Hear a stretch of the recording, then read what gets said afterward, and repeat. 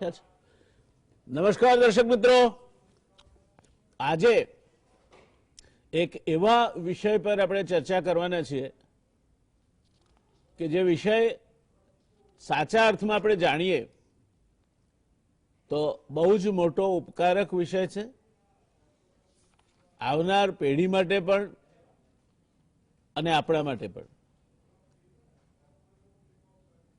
દોસ્તો, વાત કરવી છે આજે પ્રદૂષણ અને તેમાં પણ હવાના પ્રદૂષણની. પ્રદૂષણ એટલે પર્યાવરણમાં હાનિકારક અશુદ્ધિઓ અથવા તેવા પ્રકારના પદાર્થોનું બહાર પડવું જે કોઈ પણ માનવીય પ્રવૃત્તિઓ પર નકારાત્મક અસરો ઉપજાવવાની ક્ષમતા ધરાવતું હોય. પ્રદૂષણના પરંપરાગત સ્વરૂપોમાં હવા પ્રદૂષણ, જળ પ્રદૂષણ, કિરણોત્સર્ગ, અશુદ્ધિઓ, ઘોંઘાટ એટલે કે અનિચ્છનીય અવાજનો સમાવેશ કરી શકાય. જ્યારે ઝેરી પદાર્થો સરોવર, ઝરણા, નદી, સમુદ્ર જેવા એકમોમાં દાખલ થાય, ઓગળી જાય અથવા પાણીમાં તરતા રહે અથવા તળિયે જમા થાય તેને કારણે પાણીની ગુણવત્તા વધુ બગડે તેને જળ પ્રદૂષણ કહેવાય છે. જળ પ્રદૂષણ મનુષ્યો સમેત પ્રાણીઓ, માછલીઓ અને પક્ષીઓને પણ અભિભૂત કરે છે. પ્રદૂષિત પાણી પીવા માટે, કન્સ્ટ્રક્શન માટે, ખેતી માટે અને ઉદ્યોગો માટે સદંતર અયોગ્ય છે. હાનિકારક પદાર્થોના વિસર્જન દ્વારા હવામાં થતી અશુદ્ધિઓ એટલે હવા પ્રદૂષણ. હવા પ્રદૂષણથી આરોગ્યની સમસ્યાઓ ઉદ્ભવી શકે છે અને તે પર્યાવરણ તેમજ સાધન સંપત્તિને પણ નુકસાન પહોંચાડી શકે છે. અને આ બધું જ મહદઅંશે આપણે જેને કહેવાતી પ્રગતિ કહીએ છીએ તેની સાથે આપણને એક આડ પેદાશ રૂપે ભેટ મળ્યું છે. આપણે એક દેશ તરીકે, એક સંસ્કૃતિ તરીકે હંમેશા કુદરતના પૂજક રહ્યા છીએ. આપણે હવાને પવનદેવ કયા, વાયુદેવતા કયા, વાયુદેવતાના પુત્ર હનુમાનજી તરીકે પૂજીએ છીએ. જળદેવતા કહીને આપણે જળસ્ત્રોતને બિરદાવ્યા અને અગ્નિદેવતા કહીને અગ્નિની પૂજા કરી. સવારમાં દર્શક મિત્રો આપણે પથારીમાંથી ઉઠીએ, આપણી સંસ્કૃતિએ બહારથી પર્યાવરણ વિશે જાણવાની બહુ ઓછી જરૂર છે, જાણવું જોઈએ. કારણ કે આપણી સંસ્કૃતિ શીખવાડે છે કે આનો ભદ્રા કૃતવો યંતુ વિશ્વત, દરેક દિશામાંથી મારા મનમાં સારા વિચારો. પણ આ સંસ્કૃતિ આપણને સવારમાં પથારીમાંથી ઉઠીએ ત્યારે ધરતી માતાની પ્રાર્થના કરવાનું પણ શીખવાડે છે. આ સંસ્કૃતિએ ધરતી માતાની પ્રાર્થના કરતા એવું કહ્યું છે કે સમુદ્ર વસને દેવી પર્વતસ્તન મંડલે વિષ્ણુપત્ની નમસ્તુભ્યમ પાદ સ્પર્શ ક્ષમસ્મે. હે ધરતીમાં, મારા પગનો તને સ્પર્શ થાય છે, મને ક્ષમા કરજે. આ આપણી સંસ્કૃતિ છે. આપણી આ સંસ્કૃતિને લઈને અત્યાર સુધી આપણે ચાલ્યા છીએ. હવા પ્રદૂષણ વાતાવરણમાંના સંરક્ષક ઓઝોન સ્તરને પણ પાતળું બનાવી રહ્યું છે, જેના પરિણામે હવામાનમાં પરિવર્તન થાય છે. ઉદ્યોગો, વાહનોના પ્રદૂષણમાં વધારો અને શહેરીકરણ એ હવા પ્રદૂષણ માટે જવાબદાર છે. પ્રદૂષણ માટે જવાબદાર કેટલાક પરિબળો જેવા કે રણ પ્રદેશોમાં રેતીનું વાવાઝોડું, જંગલનો દાવાનળ, ઘાસથી થતી આગનો ધુમાડો, જ્વાળામુખી વિસ્ફોટ માણસના કાબુ બહાર છે. વાયુ પ્રદૂષણમાં બીજો એક મોટો ફાળો હવામાં ઉડતા રજકણોનો અથવા ધુમાડાનો છે. દિલ્હીની આસપાસના પ્રદેશોમાં પરાળ બાળવાને કારણે જે ધુમાડો ઊભો થાય છે તેનું એક સીધું પરિણામ શિયાળા દરમિયાન દિલ્હી પર છવાઈ જતું ધુમ્મસ, અને ક્યારેક સ્મોક અને ધુમ્મસ બે ભેગા કરીને સ્મોક અને ફોગનો ભેગો શબ્દ સ્મોગ વપરાય છે. Centre for science and environment દ્વારા વાર્ષિક પર્યાવરણ અહેવાલ સ્ટેટ ઓફ એન્વાયરમેન્ટ 2021 રજૂ કરવામાં આવ્યો છે. દર વર્ષની માફક આ રિપોર્ટમાં દેશમાં ખેતી, પર્યાવરણ, જંગલો વગેરેની પરિસ્થિતિને આવરી લેવાઈ છે. રિપોર્ટ મુજબ 2019માં દેશમાં હવા પ્રદૂષણથી 16.67 લાખથી વધારે મૃત્યુ નોંધાયા હતા. સૌથી વધુ મોત થયા હોય એવા 10 રાજ્યોમાં ગુજરાતનો ક્રમ 8મો છે. ગુજરાતમાં વર્ષ દરમિયાન 87,811 લોકો હવા પ્રદૂષણને કારણે થતા રોગોથી માર્યા ગયા હતા. હવા પ્રદૂષણ સામે કેમ લડવું તેની પૂરતી સમજને અભાવે વર્ષો વર્ષ આ આંકડો વધતો જાય છે અને દિલ્હી જેવા શહેરમાં તો હવા પ્રદૂષણ એટલું વિસ્તરતું જાય છે કે હવે હિમાલયમાંથી બાટલો ભરીને હવા પણ જેમ ગેસનો બાટલો લઈએ છીએ તેમ વેચાવાની શરૂ થઈ છે, શુદ્ધ હવા આપણને મળે તે માટે.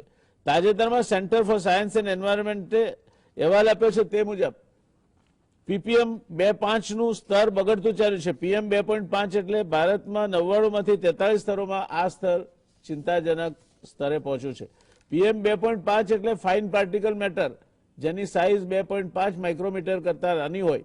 આ અશુદ્ધિ અનેક પ્રકારના શ્વસન તંત્રના રોગો માટે જવાબદાર તો છે જ, પણ એ સિવાય આ પાર્ટિકલને કારણે ઇન્સ્યુલિન ઉત્પાદન ઘટે અને ઇન્સ્યુલિન સેન્સિટિવિટી પણ ઘટે છે, જેના કારણે ડાયાબિટીસ જેવા રોગોનું ચલણ વધે છે. ભારતમાં સૌથી ખરાબ પ્રદૂષણવાળા શહેરોમાં ગુરુગ્રામ, લખનૌ, જયપુર, વિશાખાપટ્ટનમ, આગ્રા, નવી મુંબઈ અને જોધપુર ઉપરાંત કોલકાતાનો સમાવેશ થાય છે. સૌથી ખરાબ વાયુ પ્રદૂષણ હોય તેવા શહેરોમાં સૌથી ઓછું વાયુ પ્રદૂષણ હોય તેવા શહેરોને ગોઠવીએ તો સૌથી વધારે પ્રદૂષિત હોય તેવા 23 શહેરો ઉત્તર ભારતમાં છે, જેમાં ગાઝિયાબાદ ઉત્તર પટ્ટીનું સૌથી વધુ પ્રદૂષિત શહેર છે. ભારતનો રાષ્ટ્રીય નિયમનાંક 24 કલાક 60 મ્યુજી થી ઓછું જ્યારે પ્રદૂષણ હોય ત્યારે એ શહેરને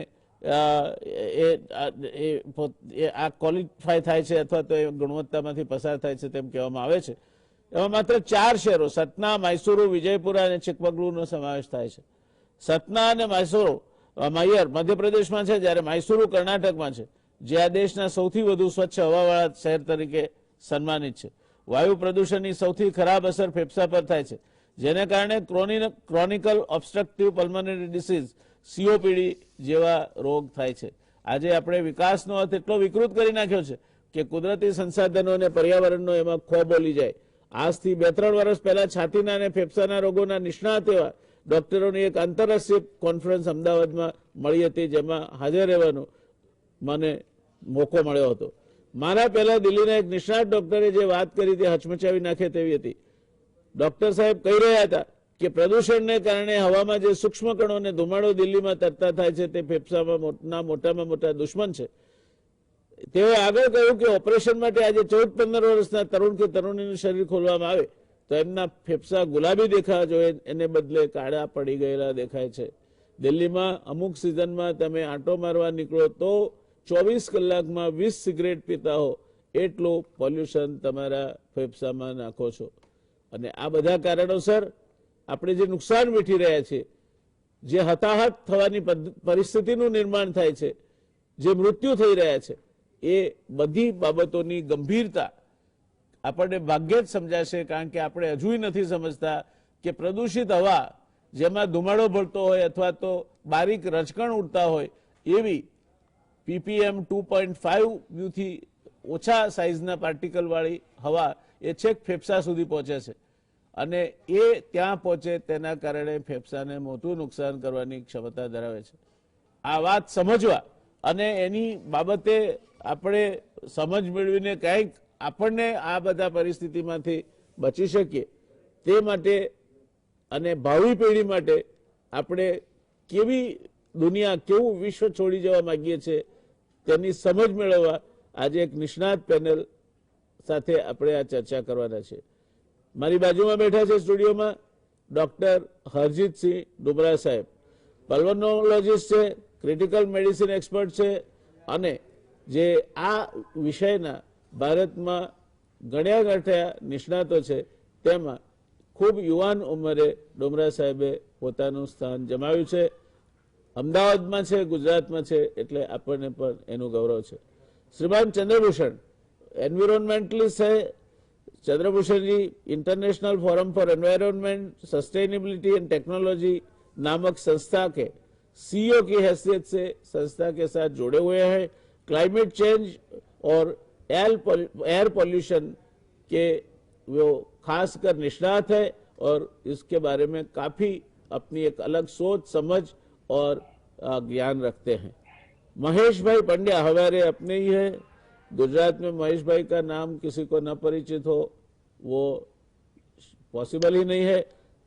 मैं अब ट्रैक बदलता हूँ, इसीलिए महेश भाई अपना છે, ગુજરાતના છે, એન્વાયરમેન્ટ એન્જિનિયર છે, પર્યાવરણ મિત્ર નામના સામાયિકના સંપાદક છે, United Nations framework convention on climate ચેન્જના ઓબ્ઝર્વર પણ છે, યુએનની ઇકોનોમિકલ અને સોશિયલ કાઉન્સિલ સાથે સંકળાયેલા છે. મહેશભાઈ દેખાવે બહુ સૌમ્ય અને મૃદુ વ્યક્તિ દેખાય છે, પણ પર્યાવરણના પ્રશ્ને એમને ઉકળેલા જોવા હોય ત્યારે કોઈ વિસ્ફોટક જ્વાળામુખીનું સ્વરૂપે ધારણ કરી લે છે. એમનું જ્ઞાન અને આ વિષય ઉપર એમની પકડ ઉપરાંત કમિટમેન્ટ જેને કહેવાય, પ્રતિબદ્ધતા એ દાદ માગી લે તેવી છે. આજે આવા ત્રણેય નિષ્ણાતો આપણને મળ્યા છે, એ આપણું સદભાગ્ય છે. મહેશભાઈ, શરૂઆત આપથી કરીએ. આ વાયુ પ્રદૂષણ અથવા હવા પ્રદૂષણ અને દિવસે દિવસે બગડતી જતી એની પરિસ્થિતિ, એ બાબત આપ જરા વિગતે સમજાવશો. નમસ્કાર દર્શક મિત્રો અને આભાર વ્યાસ સાહેબ. આપ બહુમુખી પ્રતિમા ધરાવો છો, એટલે ઘણી વાતો આપે કરી અને બહુ સાચી વાત કરી કે આપણું ધર્મ અને વિજ્ઞાન એક સિક્કાની બાજુ છે, અને આખી વાત તમે બહુ સરસ રીતે કરી.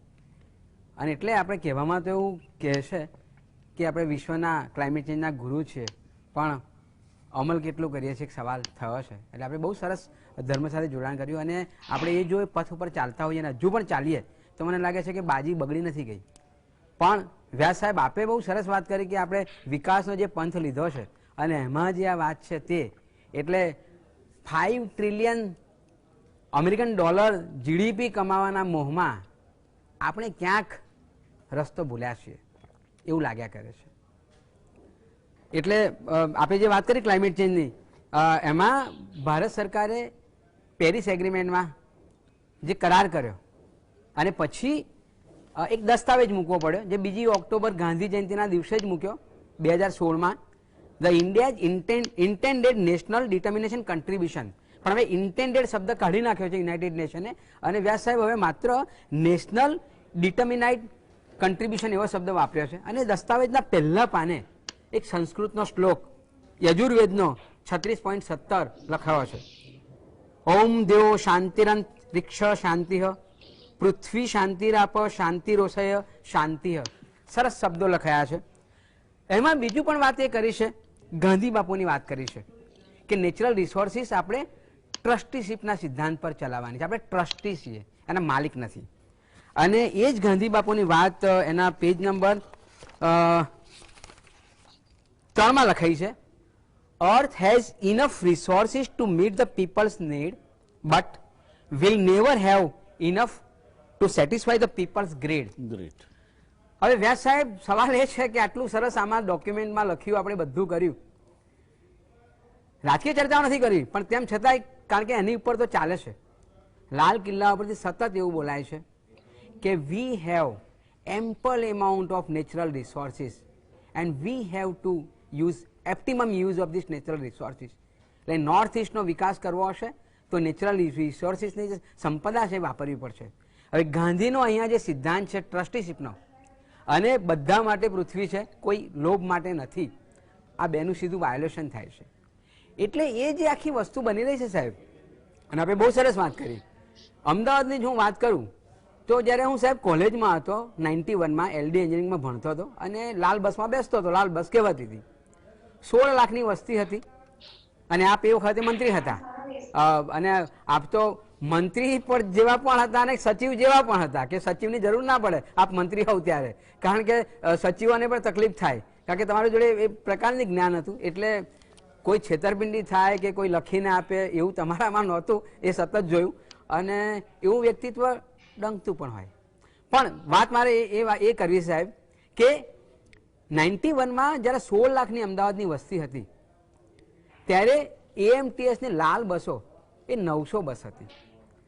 આજે અમદાવાદની વસ્તી 65 લાખની છે, અને એએમટીએસ અને બીઆરટીએસ બંને બસો મળીને એની સંખ્યા થાય છે 1050.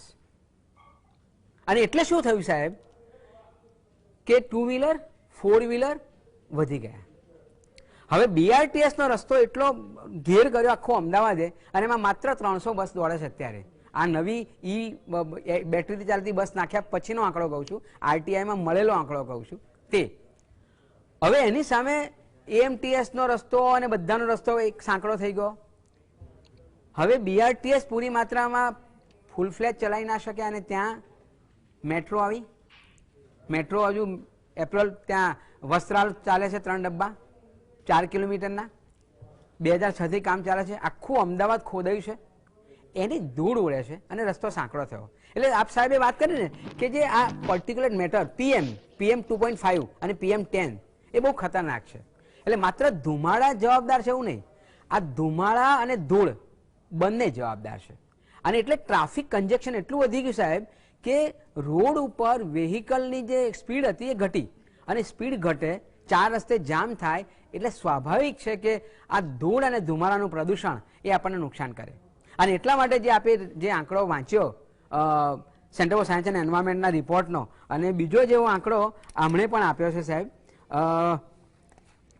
અમેરિકાની એક સંસ્થા છે અને કેનેડાની સંસ્થા, એમણે પણ એવું જ કહ્યું છે. અમેરિકાની હેલ્થ ઇન્સ્ટિટ્યૂટ તેમજ institute of health matrix and evolution તથા કેનેડાની યુનિવર્સિટી ઓફ બ્રિટિશ કોલંબિયા સંસ્થાઓએ ભેગા થઈને રિપોર્ટ આપ્યો, અને એમાં એમ કહ્યું કે 2019ની સાલમાં એક જ વર્ષમાં દેશમાં 16.67 લાખ લોકોના મોત એ માત્ર હવા પ્રદૂષણથી થયા છે. એટલે સાહેબ આ જે મુદ્દો જે છે એને ક્યાંક આપણે નજરઅંદાજ કરીએ છીએ, અને બહુ અગત્યનો મુદ્દો છે. બીજી વાત એ કે ઔદ્યોગિક પ્રદૂષણ પણ છે, કંટ્રોલ થઈ શકે એમ છે, એવું ના નથી ના થાય એવું, અને ઉદ્યોગ ગૃહો તૈયાર છે એવું પણ નથી. પણ ક્યારેક હું એવું મજાકમાં બોલતો હોઉં સાહેબ કે મારે મન પોલ્યુશન કરતાં કરપ્શન એ અગત્યનો મુદ્દો બની જાય છે. જો કરપ્શનની કદાચ સમસ્યા દૂર થાય ને તો પોલ્યુશન તો ઘટી શકે એમ છે, એટલે માત્રામાં ઘટે એટલું તો નહીં, પણ આમ તમે અત્યારે જે રુદ્ર સ્વરૂપ જોઈ રહ્યા છો એનાથી ચોક્કસ ઘટે એવું છે. એટલે એ જે સમજ્યા છે સાહેબ તે હવે બીજી વાત મારે એ પણ કરવાની કે 2014માં મે મહિનામાં કેમ આવું થાય છે તમે જુઓ. મે મહિનામાં આઈબીનો રિપોર્ટ, ખાનગી રિપોર્ટ જે પીએમ ઓફિસમાં જવાનો હતો એ લીક થયો. કૌંસમાં હું એમ કહું છું કરવામાં આવ્યો ક્વેશ્ચન માર્ક. અને કેમ કહું છું એનું એ પણ કારણ કહું. એમાં એમ કહેવામાં આવ્યું કે દેશના 129 લોકો અને સંસ્થાઓ એ એન્ટી નેશનલ એક્ટિવિટી કરે છે અને પ્રકલ્પો જે છે આ વિકાસના પ્રકલ્પો અટકાવે છે. એના લીધે 2.5 થી 3% જીડીપી ગ્રોથ ઘટ્યો છે. સવાલ મારો એટલા માટે કહું છું કે આ કરાવવામાં આવ્યો તો લીક એટલા માટે કહું તો પછી કેન્દ્ર સરકારે આઈબીનો ગંભીર અને ખાનગી રિપોર્ટ હોય તેની તપાસ કરાવવી જોઈએ કે કયા માધ્યમથી આ રિપોર્ટ લીક થયો. એ તો પીએમ ઓફિસને મળવાનો હતો. એ પછીનો બીજો એપિસોડ એવો છે સાહેબ કે તરત જ પછી 29 ઓગસ્ટ 2014ના રોજ એક કમિટી બનાવવામાં આવી 4 સભ્યોની, અને એમાં એવું કહેવામાં આવ્યું કે પર્યાવરણના 5 કાયદાઓને એક કરી દો, એનો રિવ્યુ કરો. પછી 1 મહિનામાં પાછો બીજો 6થો કાયદો પણ જોડવામાં આવ્યો. એમ 6 કાયદાઓ 2 મહિનામાં આ રિવ્યુ કર્યો, લોકોના અભિપ્રાય પણ લીધા, અને પછી રિપોર્ટ બહાર પાડીને એમ કહેવામાં આવ્યું કે environmental law in bracket management act 2016 બહાર પાડીએ એટલે બધું જે માથાકૂટો છે મટી જાય અને સિંગલ વિન્ડો સિસ્ટમથી કોઈને તકલીફ ના થાય અને આ બધું થાય. પર્યાવરણવાદીઓને જબરદસ્ત વિરોધના લીધે એ લો ના આવી શક્યો. પણ એ લો ના આવ્યો સાહેબ એટલે શું થયું કે એક બીજું છે એન્વાયરમેન્ટલ ઇમ્પેક્ટ એસેસમેન્ટ નોટિફિકેશન 2006. એમાં એવું છે કે દરેક ઉદ્યોગોએ એક્સપાન્શન કરવું હોય, નવા લાવવા હોય તો એ જે કેટેગરીમાં આવતા હોય એમણે એન્વાયરમેન્ટનું ક્લિયરન્સ લેવું પડે, પર્યાવરણની સંમતિ લેવી પડે. એટલે એના માટે એન્વાયરમેન્ટલ ઇમ્પેક્ટ એસેસમેન્ટ સ્ટડી કરવો પડે, પબ્લિક હિયરિંગ કરવી પડે, અને પછી કેટલીક શરતોને આધીન એને પર્યાવરણની સંમતિ આપવામાં આવે. હવે આ ઈઆઈ એમાં છીંડું પાડ્યું, અને સાહેબ એ છીંડું પાડીને ઓફિસ મેમોરેન્ડમથી એમેન્ડમેન્ટ કર્યા. આ બીજી વાત કદાચ બીજા એપિસોડમાં કર્યો. આપણે જે ચર્ચા કરીએ છીએ એ પ્રોસિજરલ છે. હા, આપણે માત્ર ફોકસ કરીશું એર પોલ્યુશનના કારણે જે પરિસ્થિતિ અત્યારે છે, પહેલા કેટલી હતી. પહેલા દાખલા તરીકે 25, 10 અને 2.5 એના પાર્ટિકલ્સ કેટલા હતા, અત્યારે કેટલા છે. પહેલા કાર્બન મોનોક્સાઇડ કેટલો હતો, અત્યારે કેટલો છે. પહેલા ઓઝોન લેયર કેટલું બ્રીચ થયું હતું, અત્યારે કેટલું બ્રીચ થયું છે, અને એના કન્સિક્વન્સીસ પછી ડોક્ટર સાહેબ પાસે જાણીશું. બિલકુલ બિલકુલ બિલકુલ. દર્શક મિત્રો, ખૂબ લંબાણપૂર્વક આપણા આજની પરિસ્થિતિ બાબત મહેશભાઈ આપણને વાત કહી. 3 મુદ્દા એમાંથી ઉપસે છે. એક પહેલો મુદ્દો છે કે આપણી ગ્રીડ, એમણે ગ્રીડ શબ્દ વાપર્યો અને એ સાચી વાત છે, આપણો લોભ. કોઈ ફિલોસોફરે એવું કહ્યું છે કે we have not inherited this earth, what we are doing is we are borrowing from the mouths of future generations. આવતીકાલના આપણા પેઢીના મોઢામાંથી આપણે કાઢીને ખાઈ જઈ રહ્યા છીએ, એટલા લોભી થઈ ગયા છે આપણે. બીજું ઔદ્યોગિક પ્રદૂષણની વાત કરીએ આપણે. એક બાજુ ઔદ્યોગિકરણ જોઈએ છે ને બીજી બાજુ પ્રદૂષણની આપણને તકલીફ પડે છે. ત્યારે એક વાત દર્શક મિત્રો ખૂબ અગત્યની છે કે progress in one compartment of life is always at the cost of some sacrifice, some compromise in some other compartment of life. જ્યાં સુધી એ બહુ નુકસાનકારક ના હોય અને નફો નુકસાનનું સરવૈયું એક સાથે જોડાઈ જતું હોય ત્યાં સુધી આ બાબતમાં બહુ ચિંતા કરવા જેવું હોતું નથી. થોડુંક 10% પ્લસ માઇનસ હોય તો પણ ચાલે, પણ આપણે એને નજરઅંદાજ જ કરીએ અને દિલ્હી જેવી પરિસ્થિતિનું નિર્માણ થાય તો સદંતર નહીં ચાલે. એ પ્રદૂષિત હવા અને મહેશભાઈએ કહ્યું તે બીજી વસ્તુ, એની સાથે જે ઝીણા ડસ્ટ પાર્ટિકલ્સ ઘૂસી જાય છે. વચ્ચે આપણો અહીંયા જે ડમ્પ હતો એને ઉખેડવાનું કામ ચાલતું હતું પિરાણાનો, એના કારણે પણ બહુ મોટી પ્રશ્નો ઊભા થયા. એટલે આ બધી બાબતો આપણે સમજવી જોઈએ અને એ ના સમજીએ શું થશે એ બાબત આપણે એક નાનકડા કમર્શિયલ બ્રેક માટે રોકાઈશું અને ત્યાર પછી ડૉક્ટર ડુમરા સાહેબ પાસે જઈશું કે આ બધું થાય છે. આપ તો વર્ષોથી પ્રેક્ટિસમાં છો, કેસીસ આપણી પાસે આવતા રહે છે. શું લાગે છે આપને over A period of last 10 years કયા પ્રકારના કેસ વધ્યા છે, કેમ વધ્યા છે, શું એના માટે આપણે દરકાર કરવી જોઈએ અને ખાસ તો શું કાળજી રાખવી જોઈએ?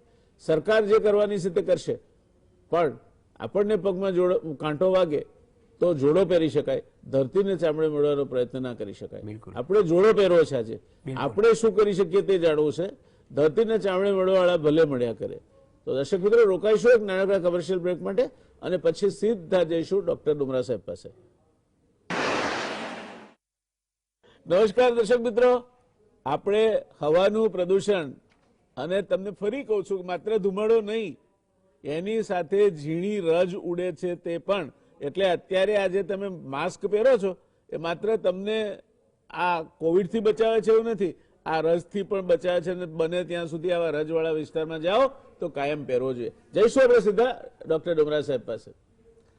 સાહેબ, અમને આપે જે વખતો વખત ઘણા બધા કેસીસ જોયા છે, આપની તો ખૂબ લાંબી પ્રેક્ટિસ છે અને ક્રિટિકલ કેર એ આપનો વિષય છે.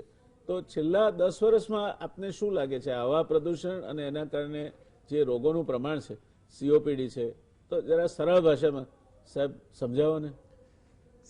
સર એવું છે કે આજથી 10 વર્ષ પહેલા જ્યારે અમે લોકો સીઓપીડીના પેશન્ટ્સ ક્લિનિકમાં જોતા હતા, સીઓપીડી એટલે ફેફસાનું એક એવું રોગ જે કોમનલી સ્મોકિંગ સાથે રિલેટેડ છે. એટલે અમારા માટે સીઓપીડી કોઈ પેશન્ટને છે એના માટે થોડા ઘણા ક્રાઇટેરિયા સેટિસ્ફાય થવા પડે કે કોઈક પ્રદૂષિત વસ્તુ સાથે એક્સપોઝર હોય, ફેફસામાં નબળાઈ હોય અને એ પર્ટિક્યુલર પ્રકારની શ્વાસ નળીની નબળાઈ હોય, એ દર્દીઓને સીઓપીડી કહેવાય. હવે આ કેસીસ આખા બ્રહ્માંડમાં સ્મોકિંગ સાથે સંકળાયેલા છે. સો અમારા ટેક્સ્ટ બુક્સ અમને એવું શીખવાડે છે કે જ્યારે બી તમે આ પેટર્ન ડિઝીઝનું જુઓ ફેફસામાં તો પહેલી વસ્તુ જે દર્દીને પૂછવાની છે કે તમે સ્મોકિંગ કરો છો કે નહીં. હવે 10 વર્ષ કે 15 વર્ષ પહેલાં આ જવાબો થોડા બદલાવા લાગ્યા, કેમ કે રોગ દેખાતો હતો પણ સ્મોકિંગનો નામો નિશાન નહોતો દેખાતો. ઘણી વખતે બહેનોમાં જ્યાં સ્મોકિંગ એટલું કોમન નહોતું એવા દર્દીઓમાં આ રોગ દેખાવા લાગ્યો. તો અમે પૂછવા લાગ્યા તમારા ઘરમાં કોઈ સ્મોક કરતું હશે, અને આ બહેનો કહેવા લાગ્યા કે અમારા ઘરમાં કોઈ સ્મોક નથી કરતું. બીજો કારણ આવા રોગો થવાનું કોમન જે હતું એ હતું ઇન્ડસ્ટ્રીયલ એક્સપોઝર, ઓક્યુપેશનલ એક્સપોઝર. એટલે જે લોકો એવી ઇન્ડસ્ટ્રીઓમાં કામ કરે જ્યાં ધૂળ ધુમાડો વધારે હોય, કેમિકલ્સ, ફ્યુમ્સ, ગેસીસ વધારે હોય, એવા દર્દીઓમાં, એવા લોકોમાં આ રોગ આવી શકે. જ્યારે આ પ્રશ્ન બીજી નંબર પર પૂછવામાં આવે કે તમે શું કામ કરો છો, તો આવા દર્દીઓ કહેવા લાગ્યા અમે એકદમ ચોખ્ખી જગ્યા દુકાનમાં બેસીએ છીએ, ઓફિસમાં બેસીએ છીએ. તો પછી પ્રશ્ન આવે કે આ રોગ આવ્યો ક્યાંથી? તો આગળ ઊંડું જવા માટે અમે પૂછવા લાગ્યા કે તમારા ઘરમાં કોઈ પ્રદૂષિત વસ્તુઓ છે, દાખલા તરીકે ગામડાના લોકોમાં ચૂલા સળગાવવામાં આવે, આસપાસ ધુમાડો થતો હોય અને એના કારણે બી આવા રોગો થવા લાગે. પણ એ વસ્તુ અમદાવાદના શહેરમાં તો નથી થતી.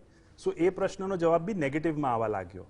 અને એ વખતે આ પોસિબિલિટી ઊભી થવા લાગી કે જે માણસ સ્મોક નથી કરતો, જે કોઈ એવા ઓક્યુપેશનમાં, ધંધામાં નથી જોડાયેલો કે જ્યાં પ્રદૂષણ છે, જે કોઈ ગામડામાં નથી રહી રહ્યો, પ્રદૂષિત વાતાવરણમાં, ચૂલા વગેરેના વાતાવરણમાં નથી જીવી રહ્યો, તો એના ફેફસા, એની શ્વાસનળીઓ કેમ સંકળાયેલી છે. અને ત્યારે આ પોસિબિલિટી ઊભી થઈ કે કદાચ આપણું વાતાવરણ એટલું પ્રદૂષિત છે કે વગર કોઈ કારણે આપણા ફેફસા જસ્ટ આ હવા અંદર લેવાથી નબળા પડી રહ્યા છે. And that is the most important change જે મેં છેલ્લા 10 વર્ષમાં નોંધ્યું છે કે વગર કોઈ વાંકે ફેફસાની નબળાઈ આવી એ આજના દિવસમાં શક્ય થઈ ગઈ છે. ધન્યવાદ સાહેબ. આ નબળાઈ આવે તો કયા પ્રકારના સામાન્ય રીતે દર્દીને શું લક્ષણ દેખાય, એને ક્યારે આપની પાસે આવવું જોઈએ અથવા કોઈ નિષ્ણાત ડોક્ટર પાસે ક્યારે જવું જોઈએ આપના મત પ્રમાણે? સો ફેફસાના કોઈ બી રોગો હોય, લક્ષણો તમારા સરખા જ રહેવાના છે. ફેફસાના લક્ષણો છે ઉધરસ, શ્વાસ. આ બે લક્ષણો કોઈ બી ફેફસાના રોગોમાં કોમન જ રહે. એ ટીબી હોય, નિમોનિયા હોય, દમ હોય, કેન્સર હોય, ફેફસાના ફાઇબ્રોસિસના રોગ હોય કે કોઈ બી બીજા પ્રકારના રોગ હોય. એટલે એ લક્ષણોથી તમે ડિફરન્શિએટ ના કરી શકો કે આ દર્દીને COPD છે અથવા શ્વાસનળીનો સોજો છે જેના કારણસર ફેફસા નબળા પડી રહ્યા છે. સો લાઈક આઈ સેડ કે કોઈ કારણ એના કેસમાં હોવું જોઈએ કે જેના કારણસર એ શંકા થાય. એટલે કોઈ એવા પ્રદૂષિત જગ્યાએ કામ કરી રહ્યો છે, કોઈ એવા ધંધામાં જોડાયેલો છે, એના ઘરમાં કોઈ પ્રદૂષિત વાતાવરણ છે, કોઈ સ્મોક કરી રહ્યું છે, કોઈ ચૂલા સળગાઈ રહ્યું છે, વેન્ટિલેશનનું અભાવ છે અને એના સંદર્ભમાં એને ખાંસીને શ્વાસના લક્ષણો દેખાવાના શરૂ થાય તો એ પ્રદૂષિત વાતાવરણના લીધે આ COPD જેવા રોગો એને થઈ શકે. બીજી વસ્તુ કે જે આ રોગ થાય છે એ પ્રોલોંગ્ડ એક્સપોઝર પછી થાય. એટલે તમે કોઈ જગ્યાએ 20 દિવસથી જઈ રહ્યા છો એટલે તમે આ માંદગીથી સંકળાઈ જશો એવું નથી. એ લાંબા ગાળાના એક્સપોઝર પછી થતા હોય. એટલે એવી જગ્યાએ તમે 10 વર્ષ 15 વર્ષ કાઢ્યા હોય તો જઈને આ રોગો થાય છે. એટલે મોટા ભાગે આ રોગો 40 વર્ષની ઉંમર પછી જ થાય છે. એટલે નવજુવાનોમાં આ રોગો થવાની શક્યતા ઓછી છે અનલેસ એન્ડ અનટિલ કે એ લોકો સ્મોકિંગ બી કરે છે. ત્રીજી ને અગત્યની વસ્તુ સમજવી જરૂરી છે કે એર પોલ્યુશન એક જ રિસ્ક ફેક્ટર નથી ફેફસાના રોગોમાં જે યોગદાન આપે છે. ઘણા લોકો સ્મોકિંગ કરે છે, ઘણી જગ્યાએ સોઇલ અને વોટર પોલ્યુશન છે, ઘણી જગ્યાએ નોઇઝ પોલ્યુશન છે. નોઇઝ પોલ્યુશન ડાયરેક્ટલી ફેફસાને ના નડે પણ આ બધી વસ્તુઓ સંકળાયેલી છે જે શરીરને નબળી પાડે. અને ઉંમરલાયક માણસો, જે લોકોને બીજા રોગો છે, ડાયાબિટીસ છે, બ્લડ પ્રેશર છે, હૃદય રોગ છે, એ લોકો વધારે પ્રીડિસ્પોઝ થઈ જાય ડેમેજ થવા માટે ફેફસાના. અને એટલા માટે જે લોકોને ઓલરેડી પ્રી એક્ઝિસ્ટિંગ રોગો છે એ લોકોને વધારે ચેતી રાખવું પડે કે એમાં આ ડેમેજ વધારે નડી શકે. સો these are some of the signs which you should look for. અને જે તમને આવા લક્ષણો છે અને એ લાંબા ગાળાના પ્રદૂષણના એક્સપોઝર પછી છે તો that is the time કે તમારે કોઈક ડોક્ટરને મળવાની જરૂર છે. સાહેબ, એક નાનો પ્રશ્ન બિફોર આઈ મૂવ ટુ ચંદ્રભૂષણજી. છેલ્લા 10 વર્ષમાં આ પ્રકારના જે કેસ આપની પાસે આવે છે તેમાં કયો ટ્રેન્ડ દેખાય છે આપને? કોઈ વધારો થયો હોય કે કેટલો વધારો થયો છે? સો બે રોગો જે વધ્યા છે, મેં COPD ની તો એક વાત કરી કે સ્મોકિંગ સિવાયના કારણો અને એમાં ખાસ કરીને એર પોલ્યુશનના લીધે કેસ વધવા. બીજો એક કોમન રોગ જે પ્રમાણમાં વધ્યો છે એ આસ્થમા છે. અને એ આસ્થમાનું ઇમ્પોર્ટન્સ એ છે કે એ નાના બાળકોથી લઈને શરૂ થાય છે. એટલે એર પોલ્યુશનના ઇફેક્ટ્સ એ સ્ટેજથી ઇન્વેસ્ટિગેટ થઈ રહ્યા છે કે જ્યારે બાળક પેટમાં હોય, મધરનું એક્સપોઝર એર પોલ્યુશનને, એક્સેસિવ એર પોલ્યુશનને, સ્મોકિંગને એ બાળકને નબળું પાડી શકે જન્મ્યા પહેલાં. અને એટલા માટે આવા એક્સપોઝર્સ સાથે જે બાળકો જન્મી રહ્યા છે અથવા તો જન્મ્યા પછી જે એર પોલ્યુશન સાથે એક્સપોઝ થઈ રહ્યા છે એ બાળકોમાં આસ્થમાનું ઇન્સિડન્સ વધારે જોવા મળી રહ્યું છે. સો આસ્થમાનું ઇન્સિડન્સ વધી રહ્યું છે, COPDનું ઇન્સિડન્સ વધી રહ્યું છે. નોટ ઓનલી દેટ, અમે લોકો માનીએ છીએ કે ભલે શ્વાસ તમે લો છો એ ફેફસામાં જાય છે એટલે પ્રદૂષણનું મેક્સિમમ ડેમેજ ફેફસામાં થાય છે, પણ એ ફેફસા સુધી પ્રદૂષિત મટીરિયલ અટકાયેલું નથી રહેતું, એ આખા શરીરમાં ફરી રહ્યું છે. અને એટલા માટે લિટરેચરમાં એવું બી જણાવવામાં આવ્યું છે કે એના લીધે હૃદય રોગો, મગજના રોગો, ડાયાબિટીસ, મેટાબોલિક સિન્ડ્રોમ અને માનસિક રોગો બી વધી રહ્યા છે. ધન્યવાદ સાહેબ, આપે બહુ વિગતવાર સમજાવ્યું. દર્શક મિત્રો, નાના બાળકને પણ જો એની ગર્ભાવસ્થા દરમિયાન માં આ પ્રકારના વાતાવરણથી જો પ્રદૂષિત વાતાવરણમાં રહેતી હોય તો સાવ નાની ઉંમરથી પણ દમ જેવા ખતરનાક રોગ લાગુ પડવાની શક્યતા રહે છે. ઘરમાં કોઈ સિગરેટ પીતું હોય, બાળક બાજુમાં રમતું હોય તો પેસિવ સ્મોકના કારણે પણ કેટલાક પ્રશ્નો ઊભા થાય છે. ડુમરા સાહેબે બહુ વિગતે આ બધી વાતો સમજાવી. મોટી વાત એ છે માદા નહીં પડવું તે. બાકી રોગ અને રોગની દવાઓ વિશે तो अपना डॉक्टर साहब सक्षम है. चंद्रभूषण जी, आपके पास आना चाहूंगा. आपने चर्चा सुनी होगी, मैं आशा करता हूँ कुछ आपके समझ में भी आई होगी.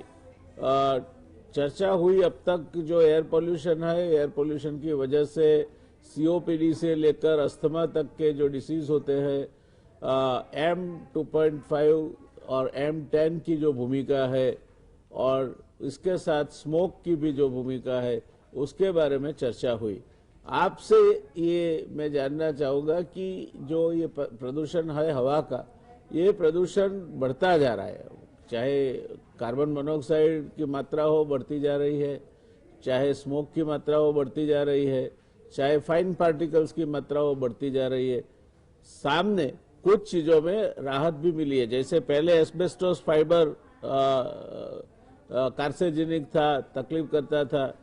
जो अकीक और डायमंड कटिंग पॉलिशिंग का था, अभी वहाँ इम्प्रूव्ड इक्विपमेंट्स हुई है, तो ये चीजें वहाँ से निकल भी रही है बाहर. वो जितना पहले मात्रा थी उतनी नहीं है. क्या कहना है आपको ये सब चीजों को मिला के? अभी का समय और अभी तक का हमने जो ये खतरा पैदा किया है और आने वाले समय में क्या होगा ये?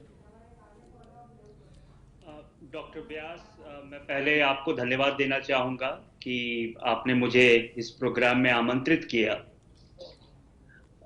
देखिए, वायु प्रदूषण जो है हमारे देश में, वो 3 कारणों से बढ़ रहा है.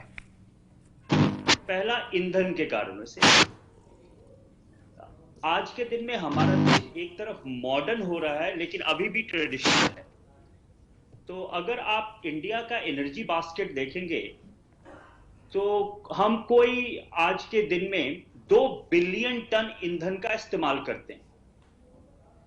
सबसे बड़ा ईंधन हम इस्तेमाल करते हैं कोयले का, जो कोई 1 बिलियन टन हमारा कंजम्पशन है आज के दिन में. लेकिन साथ साथ हम कोई 40 करोड़ टन लकड़ी और जो सॉलिड फ्यूल है उसका भी इस्तेमाल करते हैं, जो कि हम खाने को बनाने में खाने के ईंधन के रूप में, अगर आप गांव में आज भी देखें तो वो सॉलिड फ्यूल का भी इस्तेमाल होता है. उसके बाद हम इस्तेमाल करते हैं ऑयल, कोई 20 करोड़ टन, और फिर गैस 10-15 करोड़ टन. तो अगर आप इंडिया का एनर्जी बास्केट देखें तो वही इंडिया का एयर पोल्यूशन बास्केट है. तो पिछले कुछ सालों में, पिछले 10-20 सालों में हमारे एक तरफ कोयला, ऑयल और गैस का कंजम्पशन बढ़ा है, लेकिन जो सॉलिड फ्यूल है, लकड़ी हो गए या गोबर से जो बनता है आज के दिन में हम इस्तेमाल करते हैं ईंधन का, उसका कोई कंजम्पशन कम नहीं हुआ है. So on one hand we are a modern country, but on the other hand we are still traditional as far as energy is concern. तो अगर आप दोनों को मिलाएंगे तो आप बड़ा क्लियर हो जाए कि प्रदूषण क्यों बढ़ रहा है. तो एक ये कारण है. दूसरा कारण है जमीन से प्रदूषण आना. आज के दिन में हमारे देश में डेजर्टिफिकेशन बहुत तेजी से बढ़ रहा है और जिसके कारण डस्ट पोल्यूशन बढ़ रहा है. तो ये कुछ मोटे मोटे कारण हैं जिसके कारण की वायु प्रदूषण बढ़ रहा है, और हम जो भी और इनिशिएटिव ले रहे हैं उससे वायु प्रदूषण कम नहीं हो पा रहा है. हमारा सबसे बड़ा इनिशिएटिव आज के दिन में है गाड़ियों को लेके. हमने गाड़ी के जो ईंधन है उसको हम सप्लाई कर रहे हैं. आज के दिन में यूरो 5 और यूरो 6 की ईंधन की बात हो रही है. हमने गाड़ियों में कैटेलिटिक कन्वर्टर लगा दिया है और इंडस्ट्रीज में पोल्यूशन रोक. लेकिन ये जो हम जितने भी इनिशिएटिव ले रहे हैं वो बहुत कम है कंपेयर टू आज के दिन में जो चैलेंजेस हैं हमारे पास.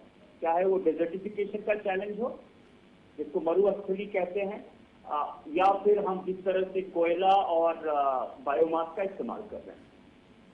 तो अगर हिंदुस्तान को पोल्यूशन कम करना है एयर पोल्यूशन में, तो हमें कुछ मोटे मोटे बड़े बड़े चीज करने की जरूरत है. पहला है कि हमें किसी तरह से जो सॉलिड फ्यूल है, वो कोयला हो गया या लकड़ी हो गया या गोबर का जो हम ईंधन के रूप में इस्तेमाल करते हैं, सॉलिड फ्यूल जो सबसे जिसका पोल्यूशन पोटेंशियल सबसे अधिक है, हमें उसको कम करने की जरूरत है। 70% जो ईंधन इस देश में इस्तेमाल हो रहा है वो सॉलिड फ्यूल है। जब तक हम उस सॉलिड फ्यूल को कम नहीं करेंगे तब तक ये प्रदूषण कम होने वाला है नहीं। और मैं डॉक्टर व्यास मैं ये बताना चाहता हूं कि हम बाहर के प्रदूषण को देख के घबरा रहे हैं, लेकिन घर के अंदर का जो प्रदूषण है जिसको इंडोर एयर पोल्यूशन कहते हैं वो और भी ज्यादा खतरनाक है, क्योंकि आज के दिन में वो हमारे घर में जो गृहिणियां हैं जो खाने जो किचन में रहती हैं उनका डायरेक्ट एक्सपोजर होता है उसको। तो आउटडोर एयर पोल्यूशन तो बहुत मेजर प्रॉब्लम है ही, लेकिन इंडोर उससे भी बहुत बड़ा प्रॉब्लम है, जिसके लिए हमें ईंधन जो है सॉलिड फ्यूल उसको कम करने की बहुत जरूरत है। तो सबसे बड़ा काम आज के दिन में हमें करने की जरूरत है वो सॉलिड फ्यूल को कम करने की जरूरत है। दूसरा, अब हमें डेजर्टिफिकेशन पे काम करने की जरूरत है। जिस तरह से हमारे देश में 1/3 जो हमारे देश का जमीन है वो डेजर्टिफाइड हो रहा है, और आप समर के दिन में देखिएगा, गर्मी के दिनों में डस्ट पोल्यूशन बहुत तेजी से बढ़ रहा है। वो आपको मैं ध्यान दिलाना चाहूंगा कि 1920 में अमेरिका में ये कहा जाता था कि डस्ट के कारण एक ग्रेट डस्ट स्टॉर्म अमेरिका में आया था उस समय 1920 के दशक में। उसी तरह से डस्ट पोल्यूशन हमारे देश में आज के दिन में बढ़ रहा है, जो समर में भी है, लेकिन अब इतना लैंड डेजर्टिफाई हो रहा है कि वो विंटर में भी हम उसका इम्पैक्ट दे रहे हैं। तो देख रहे हैं। तो दूसरा जो बड़ा काम हमें करने की जरूरत है वो डेजर्टिफिकेशन रोकने की जरूरत है, जिसके लिए हमें लैंड मैनेजमेंट पे काम करने की जरूरत है। चाहे वो हम लैंड को फॉरेस्ट में कन्वर्ट करें या ग्रास लैंड में कन्वर्ट करें, जो खुला जमीन हमने छोड़ा हुआ है, जिस तरह से हम ग्राउंड वाटर का शोषण कर रहे हैं, भूजल का, हमें उसको भी कंट्रोल करने की जरूरत है। तो ये 2 मोटे मोटे काम हैं। तीसरा काम है शहरीकरण का। जिस तरह से हम शहरीकरण कर रहे हैं, अर्बनाइजेशन कर रहे हैं, उस अर्बनाइजेशन में पोल्यूशन सिंक का जो सिंक कहते हैं उसका कोई उपाय नहीं है। आज के दिन में हम कंक्रीट के जंगल बना रहे हैं, और कंक्रीट का जंगल है तो आपको जो प्रदूषण है वो हमें एक्सपेक्ट करने की जरूरत है। तो जिस तरह से हम अर्बनाइजेशन कर रहे हैं वो भी बहुत गलत है, जिसके कारण कि प्रदूषण हम शहरों में नहीं कंट्रोल कर पा रहे हैं। गाड़ियों से हमने कुछ काम किया है, लेकिन पब्लिक ट्रांसपोर्ट बढ़ाने की जरूरत है, मेट्रो लाने की जरूरत है, हमें साइकिलिंग और वॉकिंग इंक्रीज करने की जरूरत है। आज के दिन में अगर हमें 100 मीटर भी जाना पड़ता है तो हम मोटरसाइकिल और गाड़ियों में जाते हैं। ये आप यूरोप में नहीं देखेंगे। डेवलप्ड कंट्रीज में लोग अब साइकिल की तरफ बढ़ रहे हैं। डेनमार्क ने अभी एक साइकिल का हाईवे बनाया है। आज के दिन हम अपने देश में गाड़ियों के लिए 8-8, 10-10, 12-12 लेन की गाड़ी हाईवे बना रहे हैं, जबकि डेनमार्क अब साइकिल लेन की बात कर रहा है। तो जिसको हम मॉडर्न अभी कह रहे हैं वो एक्चुअली मॉडर्न नहीं है, वो पर्यावरण के लिए एक तरह से एंशिएंट टेक्नोलॉजी है। तो पर्यावरण को लेके हमें बहुत चीजों को बदलने की जरूरत है, तभी हम वायु प्रदूषण को कंट्रोल कर पाएंगे। छोटे छोटे चीजों से वायु प्रदूषण कम नहीं होने वाला। वो एक तरह से कहते हैं ना कि स्प्रिंकलिंग करना, उससे वायु प्रदूषण कम नहीं होगा। जी, आपकी एक बात मुझे काफी आकर्षित कर गई। अब हवा के बाद हम चर्चा करेंगे, शायद आपको आमंत्रित भी करूंगा, वो पानी की है। आने वाले समय में मैं ऐसे मानता हूं कि इस देश में पानी की समस्या एक बहुत बड़ी समस्या बनके उभर रही है। पानी जब हमने पहली पंचवर्षीय योजना लिखी तब करीब 5,600 घन मीटर प्रति व्यक्ति प्रति साल था। आज वो 1,100 घन मीटर प्रति व्यक्ति प्रति साल से नीचे जा चुका है। आर्सेनिक, फ्लोराइड और इंडस्ट्रियल वेस्ट की जो अशुद्धियां हैं वो भूगर्भ जल के स्रोत को भी कहीं ना कहीं ध्वस्त कर रही है। तो ये बात से मैं सहमत हूं पूरा। एक तो पानी कम जैसे होता जाएगा वैसे छिड़कने के लिए और इरिगेशन के लिए भी पानी की कमी कहीं ना कहीं आपको महसूस होगी, और वो कमी महसूस होती है तो ड्राई एनवायरनमेंट में आपकी जो डस्ट की प्रॉब्लम है और एग्रावेट होगी। तो ये आपने बहुत वैलिड पॉइंट आपने निकाला, और मैं पूर्णतया सहमत हूँ इसके साथ कि ये जो डस्ट वगैरह का जो प्रॉब्लम है इसमें हमारी एक बहुत बड़ी समस्या हमारे ऊपर सुनामी बन के मंडरा रही है, और वो है डिप्लीटिंग वाटर रिसोर्सेस। बात करेंगे। इसके बाद कभी आपसे भी हम विनती करेंगे कि आप अगर हमें समय दे और हमारे साथ जुड़े तो बहुत प्रसन्नता होगी हमें। ભાઈ પાછા તમારી પાસે ગુજરાતમાં તમારો શું અનુભવ છે? આપણે દુનિયાની વાત નથી કરવી, ગુજરાતમાં કયા વિસ્તારો હવાની ગુણવત્તાની દ્રષ્ટિએ ખતરનાક પરિસ્થિતિમાં છે? વ્યાસ સાહેબ બહુ સર્વવિદિત છે અને એમ કહેવાય કે ટ્રેનમાં જતા હોઈએ અને અંકલેશ્વર કે વાપી આવે તો કોઈને કહેવું ના પડે કે મને ઉઠાડજો, એની સ્મેલથી જ ખબર પડે. અને આજથી થોડા વખત પહેલાં ગુજરાતના આઉટ ઓફ 10 ઇન્ડિયાના 3 વિસ્તારો વાપી, અંકલેશ્વર અને વટવા એ પ્રદૂષણની ટોચ પર હતા. ખાસ કરીને એર પોલ્યુશન, વોટર પોલ્યુશન તો છે જ, એર પોલ્યુશન એટલે એ એર પોલ્યુશનની સમસ્યા છે જ, બહુ જ મોટી સમસ્યા છે ત્યાં. કારણ કે આપણે ત્યાં ખબર નથી કેમ કંટ્રોલ નથી કરી શકતા. અને બીજી વાત એ કે આપણે કોઈ દંડાત્મક વાતે નથી કરી શકતા. ચંદ્રભૂષણભાઈ મારી સાથે સંમત થશે કે આખા દેશમાં એન્વાયરમેન્ટલ પ્રોટેક્શન એક્ટના જોગવાઈ હોવા છતાં આજ દિન સુધી કોઈને જેલની સજા નથી થઈ. એટલે સાહેબ એવું બન્યું છે, આપણે જે સ્પોટની વાત કરીએ એ સ્પોટ તો છે જ, વટવા, અંકલેશ્વર ને એ બધા તો, પણ અત્યારે કેવું બન્યું છે, પોલ્યુટર્સ પે સિદ્ધાંત હતો.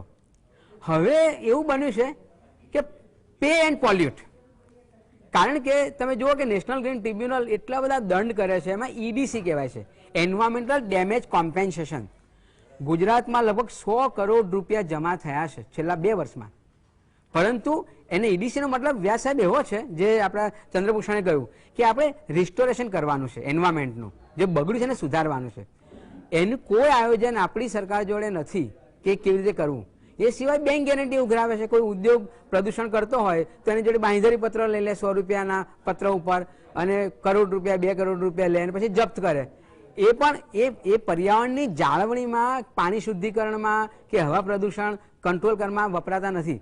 એટલે પે એન્ડ પોલ્યુટની જે પદ્ધતિ છે તે, એટલે વટવા, વાપી, અંકલેશ્વર, સરીગામ આ બધા જે સ્પોટ છે ત્યાં વધારે છે. એટલે હું એમ નથી કહેતો કે ઉદ્યોગો ના આવવા જોઈએ, ઉદ્યોગો આવવા જોઈએ અને કંટ્રોલ થઈ શકે એમ છે.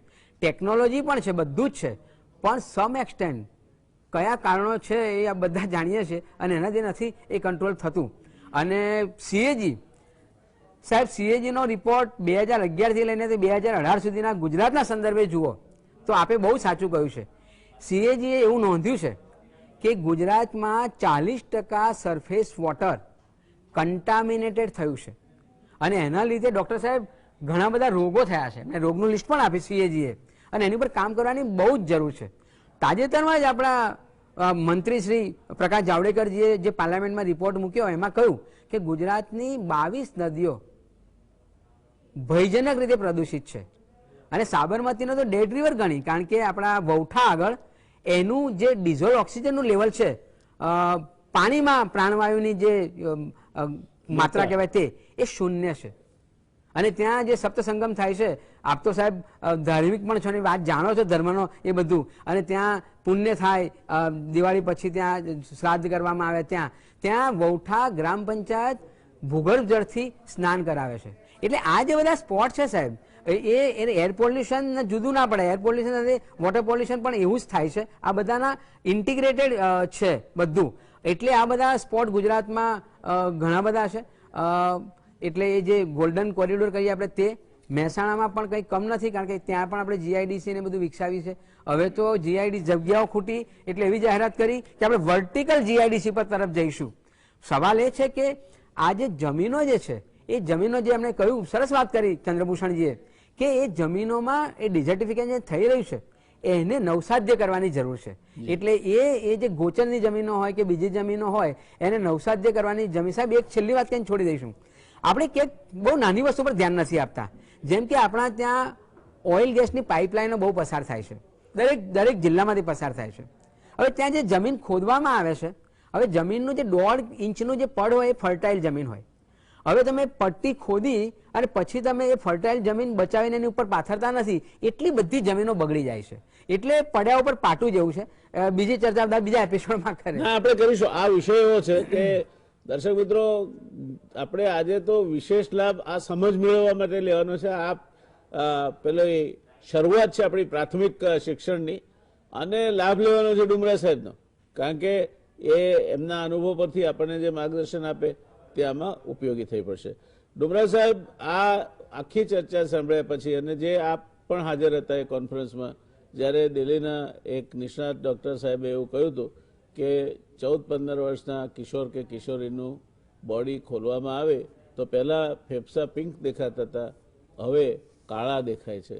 અને જો દિલ્હીમાં, જૂની દિલ્હીમાં કોઈ માણસ શિયાળાના એ વાતાવરણમાં એક દિવસ રહે તો 20 સિગરેટ પીવે તેટલું પ્રદૂષણ ફેફસામાં નાખે છે. તો દિલ્હીમાં આ પરિસ્થિતિ છે, એની સરખામણીમાં આપણે એ તરફ જઈ રહ્યા છીએ, જવાની શક્યતા છે, શું લાગે છે આપને? અને આ પ્રકારના જે એક્સ્ટ્રીમ કેસીસ છે એવા કેટલા આપના જોવામાં આવે છે? સાહેબ, સરખામણી કરવી એ બહુ સહેલી નથી, બીકોઝ એર પોલ્યુશન એક જ કારણ નથી તબિયત બગડવાનું. એસોસિએટેડ ફેક્ટર્સ, સોશિયો ડેમોગ્રાફિક્સ ઘણું બધું છે. સો એક કારણને બ્લેમ કરવું આ આખી પ્રોબ્લેમ માટે એ બહુ અઘરું છે. નો ડાઉટ અમદાવાદ બી કોઈક સ્ટેજે ટોપ 5 સિટીઝમાં રહી ચૂક્યું છે એર પોલ્યુશનમાં, અને હજી હવે પહેલાં કરતાં થોડો સુધાર છે. But it is one thing is sure કે સમય સાથે ફેફસાના રોગો અમદાવાદમાં વધી રહ્યા છે. એ દિલ્હીના સરખામણીમાં કેટલા સુધી જશે એ કહેવું અઘરું છે, પણ વધી તો રહ્યા જ છે. અને આને કંટ્રોલ કરવા માટે બહુ કોઈ ગવર્મેન્ટને આગળ લાવીને કોઈ પોલિસી ઇમ્પ્લિમેન્ટેશન એ હું આ પ્લેટફોર્મ પર વાત નથી કરવા માંગતો. What I can do is કે at an individual level, personally, જેમ પબ્લિક પ્રાઇવેટ પાર્ટનરશિપ હોય એવી રીતે ઇન્ડિવિજ્યુઅલ ગવર્મેન્ટ પાર્ટનરશિપ જોઈએ છે આ કંટ્રોલ કરવા માટે. એટલે થોડા ઘણા ઇન્ડિવિજ્યુઅલ લેવલ પર તમે લોકો શું કરી શકો જેના કારણસર આ પરિસ્થિતિ ના ઊભી થાય અથવા ઓછી થાય અથવા તમે માંદા ના પડો, એના માટે થોડા પ્રેક્ટિકલ પોઈન્ટ્સ જે હું આપના સમક્ષ મૂકીશ. બહુ સરસ વાત. સો પહેલી વસ્તુ છે કે કોરોનાના એપિડેમિકમાં અમને એક વસ્તુ સમજવા મળી કે આ માસ્કના મલ્ટિપલ ફાયદા છે. હું સાધારણ દાખલો આપીશ કે જ્યારે લોકડાઉન હતું તો ફેફસાના રોગોના દર્દીઓ બહુ જ ઓછા થઈ ગયા હતા, અને અમારું માનવું એવું હતું કે લોકડાઉન છે એટલે પ્રદૂષણ ઓછું છે એટલે દર્દીઓ ઓછા છે. પણ લોકડાઉન પતી ગયું અને છતાં બી હું કહીશ કે પહેલા 4 મહિનામાં લોકડાઉન પત્યા પછી બી ફેફસાના દર્દીઓ હોસ્પિટલ્સ ઓછા આવી રહ્યા હતા. એક તો બીક હતી કે કદાચ કોરોના મને થઈ ના જાય, પણ એના સાથે સાથે આ જે માસ્ક પહેરવાની જે પેટર્ન કોરોનાના એપિડેમિકમાં શરૂ થઈ છે એના બીજા લાભો બી દર્દીઓને મળ્યા છે. અને N95 એવો સ્ટ્રોંગ માસ્ક છે કે જે આ પર્ટિક્યુલર મેટરને ફિલ્ટર કરી નાખે છે, એટલે ફેફસાના દર્દીઓને વધારે તકલીફ ના પહોંચે એમાં આ માસ્ક બહુ યોગદાન આપી રહ્યો છે. અને સામાન્ય માણસ N95 પહેરીને ફરે એવું હું નથી કહેતો, પણ આ માસ્કિંગ આગળ ચાલીને બી અમદાવાદમાં ચાલુ રહે તો એનો કોઈ નુકસાન નથી થવાનું.